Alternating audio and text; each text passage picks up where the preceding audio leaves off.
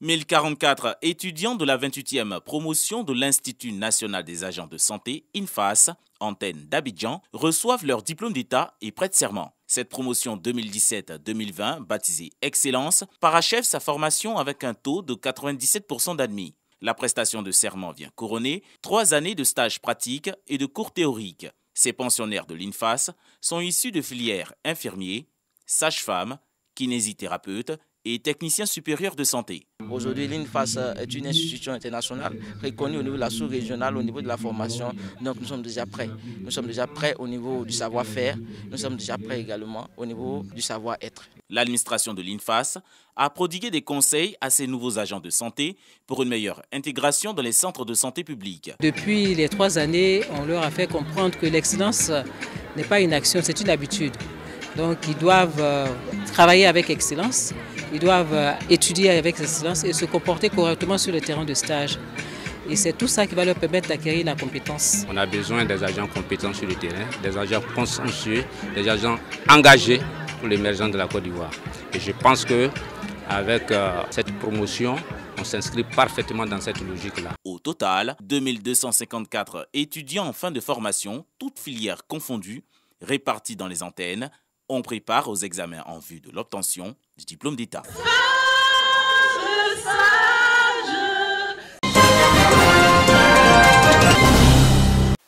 Désormais, se déplacer ou s'orienter dans la ville de Grand-Bassam se fera en toute aisance. Plus que 3 mois pour que ce projet soit visible sur le terrain. La mairie de Grand-Bassam lance le projet d'adressage des rues avec le concours du Bénet. Un projet qui répond à des caractéristiques importantes dans le développement des villes. On a mis 56 parcelles qu'on doit numéroter. C'est des parcelles qui sont pour la plupart construites et d'autres qui sont en phase de construction. Et des parcelles qui ne sont pas encore bâties, mais qui sont dans le périmètre de notre étude. Parce que c'est les entrées de construction que nous allons numéroter, donc les entrées de construction, et savoir quel type d'activités sont menées dans ces constructions. Patrimoine immatériel de l'UNESCO et première capitale ivoirienne, Grand-Bassam veut renforcer son allure de ville moderne et modèle du développement durable. Le maire de cette cité a signifié que ce projet d'adressage des rues viendra résoudre des problématiques à divers niveaux. L'adressage des rues d'une ville, faut-il le rappeler, vise à permettre à chaque citoyen de posséder une adresse géographique.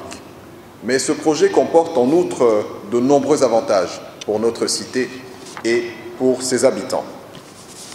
Au plan de la sécurité, le plan d'adressage nous permettra d'avoir une intervention plus prompte et plus efficace des forces de l'ordre et des services de secours. Pour les opérateurs du secteur touristique, ce projet permettra également de renforcer l'attractivité touristique et l'accessibilité pour les hôtels, les restaurants, les boutiques de souvenirs, etc. Pour les services fiscaux, bien évidemment, en localisant mieux les contribuables, cela permettra d'améliorer le taux de recouvrement des recettes fiscales et d'accroître donc, d'élargir l'assiette fiscale. La secrétaire générale de la préfecture de Grand-Bassam s'est réjouie de cette initiative qui contribue également au développement des villes. La représentante du préfet a exhorté la population à accompagner ce projet qui va davantage améliorer leur cadre de vie et surtout renforcer le vivre ensemble.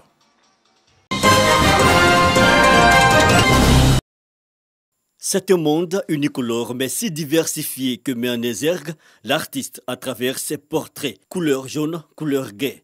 Grégory Olympio, à travers le langage des chemises jaunes, explore l'univers au moyen d'une technique, l'acrylique sur papier. À Cotonou, les taxis-motos portent des chemises jaunes. En France, j'avais les gilets jaunes d'un côté, les taxis-motos qu'on appelle les émidjans, j'avais les émidjans aussi en tête. Et les deux étaient liés par la couleur jaune. Je pense que je parle de diversité, je pense que je parle d'être ensemble. Grégory fait partie des 13 artistes d'origine béninoise, des artistes venus du monde entier qui exposent dans cette galerie leurs différentes écritures, de la toile, des figurines, du texte et même de la céramique, de quoi satisfaire à l'envie les amoureux de l'art. Il y a assez de travail abattu et rencontrer une panoplie d'artistes en même temps en train d'exposer au même moment. C'est une première pour moi en tout cas. Aujourd'hui, je crois qu'il y a une espèce de pluridisciplinarité. Parce qu'on a vu des sculpteurs, on a vu des peintres et on a vu également un certain nombre de talents littéraires. C'est les débuts d'un échange.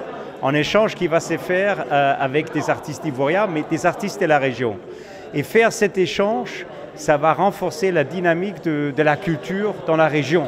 Ils sont venus exposer aussi bien la peinture que de la sculpture, avec une diversité qui permet de voir l'étendue du talent. Le projet est appelé Contemporary Bénin. Il se veut un facteur de rassemblement, mais aussi d'expérience partagée. Il faut que nous, Africains, on commence à s'approprier notre culture. Il ne faut pas que dans 100 ans, on dise on va faire la restitution de la contemporaine africaine à Paris, alors qu'il faut commencer maintenant. L'exposition prendra fin le 8 mai prochain. Après Abidjan, Cotonou et Dakar seront les prochains écrins d'expression de ces artistes.